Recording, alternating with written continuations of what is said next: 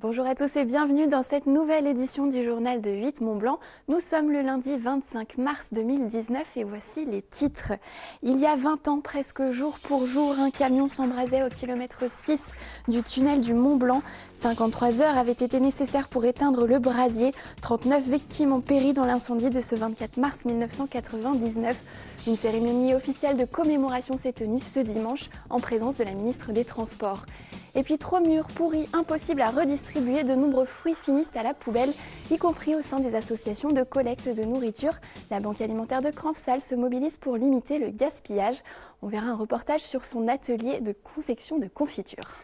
Mais avant de développer ce titre, un record pour Glisse en cœur. 608 116 € ont été récoltés ce week-end au profit des associations Étoile des Neiges et Grégory Le Marchal.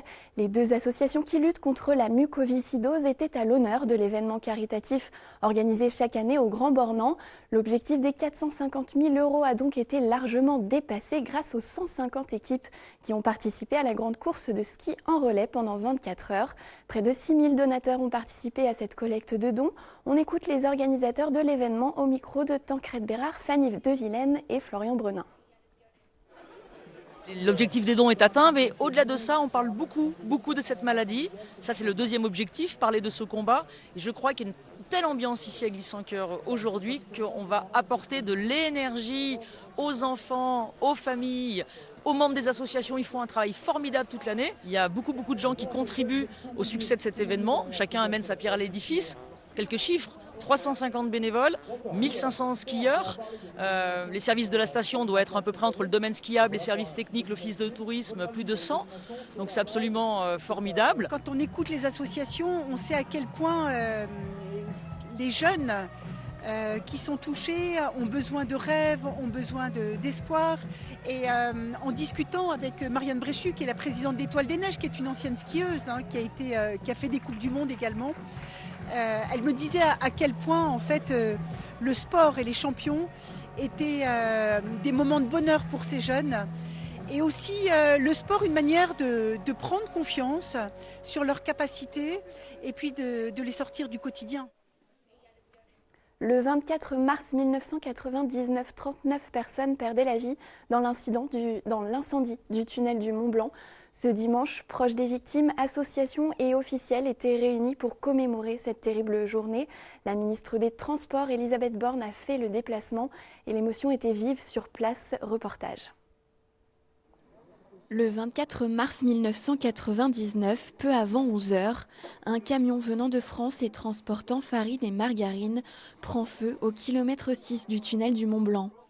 Il faudra 53 heures pour venir à bout de l'incendie et des semaines pour identifier les 39 victimes. 20 ans après, les mots-clés de la cérémonie de commémoration sont la vigilance et la prévention. On a souhaité quand même que 20 ans après, on fasse en passer un message, et un message fort pour que personne n'oublie et que les 39 victimes ne soient pas mortes pour rien.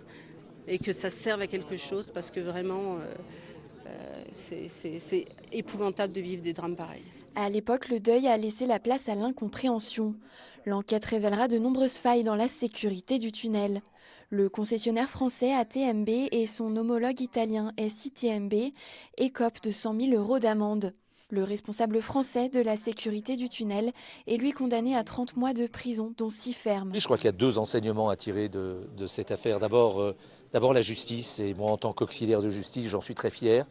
Parce que j'ai rarement assisté à des procès au cours desquels la justice a été rendue avec une telle force, une telle sérénité, alors que tout était extrêmement tendu. Finalement, à la fin, tout le monde a accepté la décision. Et ça, c'est la belle justice, la bonne justice, celle qui est comprise à la fois par les victimes et par ceux qui sont condamnés. Et puis, bien sûr, l'autre enseignement, c'est la pédagogie, c'est la prévention. Et c'est ce travail extraordinaire que fait l'association pour que cela ne se reproduise pas, parce que c'est bien de se souvenir, mais c'est mieux de préserver l'avenir. Un drame et un procès qui ont aussi fait évoluer les normes. Suite à cet incendie en France, l'État entreprend d'inspecter tous les tunnels de plus de 300 mètres. Dans la foulée, une directive européenne enjoint à tous les pays membres de sécuriser leurs tunnels. Sous le Mont-Blanc, de nouveaux dispositifs sont mis en place. De nouveaux équipements de détection précoce, de localisation, d'extraction de la fumée par exemple ont été installés, de même que surtout très important des zones de refuge pressurisées pour que les occupants du tunnel puissent se mettre en sécurité au moment de la survenue éventuelle d'un incendie. Et puis les services de secours, qu'ils soient ceux de l'exploitant ou du service public d'incendie de secours, ont aussi progressé dans leur technique opérationnelle. Les sapeurs-pompiers participent aux 4 exercices annuels qui sont organisés ici dans cet ouvrage. L'Association des familles de victimes de la catastrophe a annoncé qu'il s'agirait de la dernière cérémonie officielle. Les proches se retrouveront chaque année pour un rassemblement amical sur le mémorial, dressé à quelques mètres de l'entrée du tunnel. La Cibra a présenté son nouveau réseau. Et c'est un changement en profondeur qu'a présenté ce matin la Société des transports urbains de l'agglomération d'Annecy. Nouvelle ligne, nouveaux horaires, nouvelles fréquences. À partir du 29 avril prochain, le réseau se transforme. Objectif, augmenter l'offre en soirée et le dimanche, mais aussi augmenter la fréquence au quotidien avec le dispositif Ritmo. On fait le point avec Camille Rivollet. Plus vite, plus tard, plus fréquent, c'est le nouveau slogan de Cibra. 2 nouvelles lignes appelées Ritmo débutent leur circulation dès le 29 avril. Elles restructurent des lignes déjà existantes en les prolongeant. Ritmo 2, par exemple, va jusqu'à Pringy en mélangeant la ligne 3 et la 5. Par effet boule de neige, toutes les lignes vont être modifiées, à l'exception de la 4. Les tracés changent, les fréquences aussi. Les bus iront jusqu'à 1h du matin le soir, c'est-à-dire on nous disait souvent quand même on ne peut pas aller au restaurant ou au cinéma et rentrer ensuite, maintenant on pourra. Bien sûr le soir il y aura moins de fréquences, mais on pourra dans tous les cas rentrer chez soi. Le maintien de lignes de nuit, sinon qui existeront également, et puis renforcer aussi, ça nous était fort demandé, des lignes le dimanche, où le dimanche on va doubler la fréquence avec une ligne toutes les heures, voire toutes les demi-heures selon les itinéraires. 20% d'offres kilométriques en plus, une vingtaine de conducteurs supplémentaires et 10 bus ajoutés à la flotte. L'amélioration drastique du réseau de transport répond à une volonté de fluidifier l'agglomération du Grand Annecy, d'optimiser les tracés et d'intégrer de nouveaux utilisateurs. Alors l'enjeu pour nous, c'est vraiment d'offrir aux actifs, donc ce que nous appelons les actifs, c'est les personnes qui travaillent, les salariés, ceux qui ont besoin d'une mobilité efficace, ceux qui ont peu de temps. Et donc l'objectif de ces lignes, c'est d'offrir un outil de mobilité qui soit en adéquation avec leurs besoins. Et pour être en adéquation, on dessert les zones d'emploi, le centre-ville, mais aussi le parc des Glaisins, le nord de l'agglomération où il y a 2500 emplois, autour de l'hôpital. Donc l'objectif, c'est d'offrir aux salariés une mobilité nouvelle et une mobilité douce et peu polluante. L'application Cibra existe depuis 1 an, mais elle aussi va voir quelques changements à partir du 29 avril. C'est une application de transport, mais pas uniquement de bus. C'est vraiment une application qu'on a souhaité faire multimodale. C'est-à-dire que vous allez pouvoir retrouver dans l'application l'ensemble des itinéraires en bus, mais également en car interurbain, à vélo, à pied, même en voiture, ce que vous pouvez retrouver dans l'application Voyage en voiture jusqu'à un parc relais, et ensuite prendre le bus. Mais également, vous avez également les parkings en centre-ville, avec la disponibilité des places en temps réel dans l'application. Tous les utilisateurs du réseau vont être informés par mail, par la poste, mais aussi par 736 points d'arrêt qui vont afficher les nouveautés. Plusieurs journées où les agents Cibra seront sur le terrain pour informer les utilisateurs sont aussi prévues.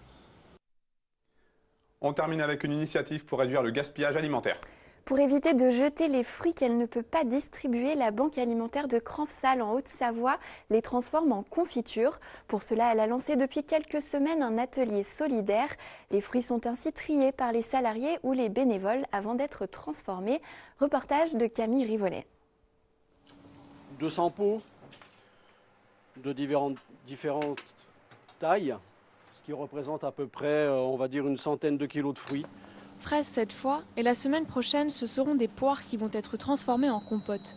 La Banque alimentaire reçoit chaque année 500 tonnes de fruits et légumes pour n'en redistribuer que 350. Le chantier solidaire transforme ces produits pour éviter au maximum ce gaspillage. On essaye de redonner une seconde vie à tout ce qui passe ici à la Banque alimentaire, que ce soit en fruits ou en légumes. Donc le fruit, oui, on essaye d'en récupérer quand même un maximum. Sur un pourcentage à donner, c'est assez difficile, puisqu'on jette quand même un bon pourcentage de produits abîmés, malgré tout, parce que c'est tout ce qu'on reçoit des camions le matin n'est pas de première qualité, évidemment. Donc après un tri fait par l'équipe qui est en salle de tri, on arrive à récupérer quand même pas mal de marchandises malgré tout et à redistribuer. Ce matin, les seconds de Gilles sont Mariama, Alex, José et Rachida. Tous les 4 sont en réinsertion professionnelle. En plus de diminuer la perte des denrées alimentaires, l'atelier confiture a un double enjeu. Avec le chantier d'insertion mis en place, les personnes que j'encadre et que j'aide modestement à essayer de repartir sur un métier. Donc pas spécialement l'alimentaire, mais on essaye de les écouter, ces personnes, sur leurs envies. Et on essaye de leur faire des stages sur voilà, telle ou telle profession. Et suivant leur choix, de les faire partir sur un métier périn. L'atelier solidaire permet à la banque alimentaire de mieux gérer la conservation des fruits et légumes. La grande saison des fruits et légumes, bien sûr, va bientôt commencer. Et donc c'est là où on va avoir un gaspillage plus important. D'autant plus qu'en fait, les grands magasins, donc, eux, ne s'arrêtent pas pendant l'été. La banque alimentaire ne s'arrête pas pendant l'été. Mais nos associations partenaires, c'est des bénévoles. Pendant les vacances, ils partent également en vacances. Et donc on se retrouve avec un surplus à ce moment-là. Et donc on est en train de faire des provisions de bocaux en verre pour justement pouvoir transformer massivement en confiture, en bocaux de légumes, le maximum de choses pendant l'été. L'association a déjà prévu la suite. La prochaine étape sera de cuisiner les légumes pour les transformer en plats directement prêts à la consommation, en ratatouille ou en soupe par exemple. C'est la fin de cette édition. Merci pour votre fidélité à 8 Mont-Blanc. Merci à toute l'équipe. Seb, je te laisse conclure. Je vous retrouve demain pour un nouveau journal sur 8 Mont-Blanc. Passez une très belle soirée.